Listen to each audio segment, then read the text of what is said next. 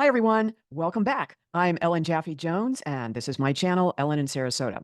Today's topic is how to improve your health in just 24 hours. And you may say, really? 24 hours? I'll give you some good tips just to get you started on your journey. But before we go there, I wanted to say welcome and welcome to the channel where no question is too small, too insignificant, too stupid. All are welcome. Just drop your questions below. And if I don't know the answer to something, I'll say, I don't know. I'll try and find out. So I want to welcome all the new viewers, the new and old subscribers, and especially those of you who have been around since I started the channel in 2011. I appreciate each and every one of you, especially if you've been here from the beginning. Now, let's dive into this topic. So you might say, really, there is no snake oil, there is no magic bullet. And of course, we're always looking for that, right? But you can do a simple health audit that will really kind of bring things in focus, and it can take a significant turn for the better just in 24 hours. So how do you do that? We're going to look at key areas like sleep, walking, hydration, and getting sunlight, especially in the morning, because the production of vitamin D happens when we're exposed to sunlight. And you can get some of these metrics measured by a doctor or functional medicine professional if you want to know where your starting line is. But even if you don't want to mess with all that, just doing these four things, working on these four areas can really make a big difference. It's an effective way to show that just small, immediate changes can really lead to big improvements. So let's tackle the first one, sleep. As I like to joke, I'll sleep in my next life. But really, you got to sleep in this life. And it's amazing how much sleep can make a difference. So a lot of you know, if you watched my previous video, that I did a 5K this weekend. It was my 304th 5K that I placed in since 2006 and just on plans. And it was a pretty competitive race down in the Northport area. Nice trophy for getting the 10-year age group. Actually, this was all ages above 70. But I came back and did something you should never, ever do. So do as I say, not necessarily as I do. I'm in the process of putting photographs together of that I've taken ever since my kids were little. So we're talking almost 40 years of photographs that I didn't want to pay the money to those companies that will charge you an arm and a leg to put them all together. And it's just a digital file anyway. So, I'm just using my camera to take pictures of pictures, and it's a little bit labor intensive. And I guess I'm about a third to a halfway through it, but I've been sitting in a chair too long. And so you have to not sit in a chair all day. There's all kinds of research about how a sedentary lifestyle is just fatal to you, basically. Sitting is the new smoking. So if you are too stationary, if you are restless in your sleep, not getting enough of it, it can really be detrimental to your health. So sleeping is just so important, and you don't want to be thinking about all these, especially when I'm looking at these photos, it's like bringing up all these bad memories in some ways. I mean, a lot of good memories too, but it's just been tough. There was a picture from my dad's 90th birthday and all these relatives that were there, and it just made me cry to see how many are not around and how many of them had such poor health. So that's one of the reasons I do what I do, is to try and help people wrestle with this. So how do you get enough sleep?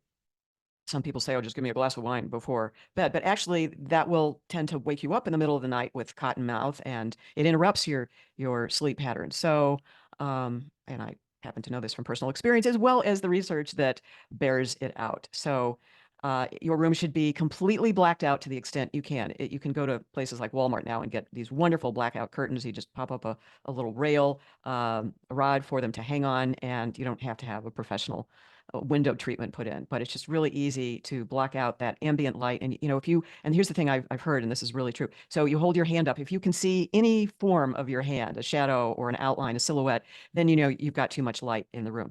And one of the things I've also done is try to find clocks that have dimmers on them. So you can set them way down so you can just barely see them squinting in the middle of the night when you wake up and you want to know what time it is. So you don't have to sleep with your watch on if you want to do it a few times and maybe figure out how much um, how much, what kind of quality sleep you're getting, then that is something. If you want to sleep with your watch, you can do that. But you might want to put it on airplane mode so you're not getting notifications in the middle of the night or anything like that that would disturb your sleep. Also put it on theater mode so that the light from the watch doesn't come on and wake you up.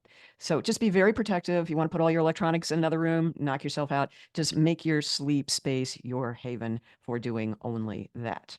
The next thing is walking. Got a dog? Walk your dog. Don't care what size it is. You can walk your dog. Larger dogs can go for longer walks. But if you don't want to go on a walk, maybe check out a dog park and you can get some exercise while your pup is getting some exercise. It's just important, even if you don't have an animal to walk with you, just to at least get in a mile of walking every day. There's research that shows just walking a couple minutes after every meal, which is even a shorter period of time, is very preventative against diabetes. So walking is nothing to sneeze at. Even though I've done all this running, I started out as a walker and just gradually built up my run to walk ratio. And that's what most people do. They kind of start out, as humans do, just walking, and before you know it, you're doing even more activities if you want to, but walking is great. And then the next area is hydration.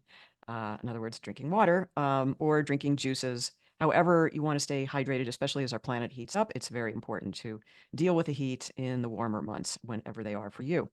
And, hydration can be such a reminder that things are going haywire if you don't get enough hydration. Just a few days ago, I just got this really pretty intense headache, not along the lines of a migraine or anything really awful, activity destroying pain like some of us I know have.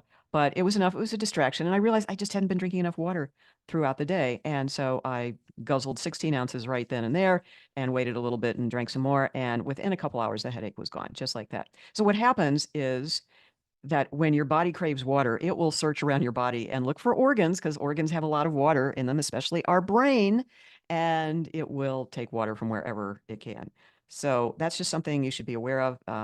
So when your brain gets dehydrated even more, then that's when pain can ensue. Not always a cause, but I would start there first. A lack of water can cause chest pain, even heart attacks, which is pretty amazing when you think about it, how important water is to our bodies. So make sure you're getting plenty. You can get uh, canisters, containers that have measurements on them, ounces, liters, whatever it is, however you measure your water. Or if you just know that your container is 20 ounces or 40 ounces, and I got to drink 2 of those a day, or maybe 2.5 of those a day if you're an athlete and in the summertime. Just make sure you're getting plenty. Can't stress that enough. And then the final thing is getting sunlight in the morning. Why in the morning? Well, first of all, the intense rays of midday and afternoon are not pounding on you. Although you can get skin cancer at any point in the day. So if you are out, just be aware of that. But in the morning, it really sets your day up to be energized. And it's probably no accident that a lot of races, runs, whether they're cycling or swimming or running, happen in the morning. And people can get on with their day once the activity is done. And the same applies for sunlight. It moderates our circadian rhythm, and that's not the kind of dance you do, but it is the way our body clocks are tuned. And if we get too much light at night, then we're up for a wild and happy party time. And that's why we see a lot of warnings now that you should put your electronics away 3 hours before you go to bedtime, because your body still thinks it's out in the sunlight when it's watching all those electronics. And if you are having any kind of insomnia or sleep issues, you might want to start there and turn off the electronics. I know it's hard. Or if you have to, just keep it to a smaller size screen, even though ultimately what you want to do is just set your body, get your body ready for bedtime. You may notice on your watches or your computers, your laptops, the screen will dim. It depends, it's different for everybody, but after dinner, sometime maybe around 10 o'clock at night, you'll see the screen turns a different color. And that's because um, even the computer companies, the software folks are realizing that at some point, even the best of us techies need to turn it off and shut it down and go to sleep. So I hope those tips have helped you. And, making the dietary lifestyle changes, you don't have to go all in with huge changes at once. Just start with little steps, include a few more healthy things in your diet, a few more foods and fruits and vegetables in their natural state, not in a box. I know food is expensive, but we have to either pay the farmer or pay the doctor. So there you go. All right, everyone. Hope that's been helpful, and enjoy the rest of your day or night. But turn off the screen. All right, everyone. Gotta run.